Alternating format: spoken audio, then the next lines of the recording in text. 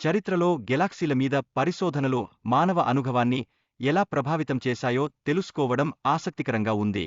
ఈ విషయం మనం బాగా అర్థం చేసుకోవాల్సిందే. గెలాక్సీ చుట్టూ ఉన్న అగ్ని రేఖలు మరియు కాదల్ వంటి అంశాలు శాస్త్రీయంగా ప్రాముఖ్యం కలిగి ఉంటాయి.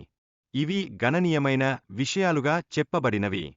గెలాక్సీని ఆకర్షించే శక్తి గురించి జరిగే చర్చ ప్రాథమికంగా మానవ జీవితంపై ప్రభావం చూపుతుంటుంది. దీనివల్ల మనం ఎలా ప్రభావితమవుతామో అర్థం అవుతుంది. 1991లో విజయ్ సూర్య సంస్థ ప్రారంభాన్ని, దాని ప్రారంభ దశలను గురించి వివరంగా చూడాలి.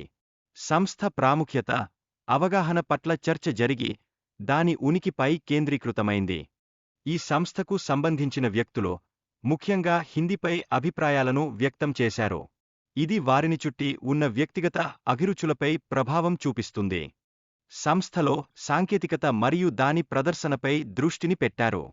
ఈ సాంకేతికతలు సంస్థ విజయాలను సాధించడంలో కీలకంగా వ్యవహరిస్తున్నాయి. నవీన కక్ష్యలు మరియు వాటి ద్వారా మన పరిశోధనలకు కలిగించే అవకాశాలను వివరించారు.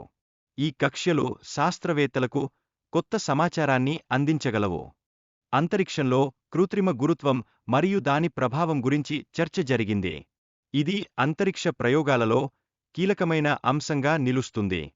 అలెన్ టెలిస్కోప్ మరియు దాని వినియోగాల గురించి వివరణ ఇచ్చారు. ఈ టెలిస్కోప్ కొత్త ఆవిష్కరణలకు దారితీస్తుంది.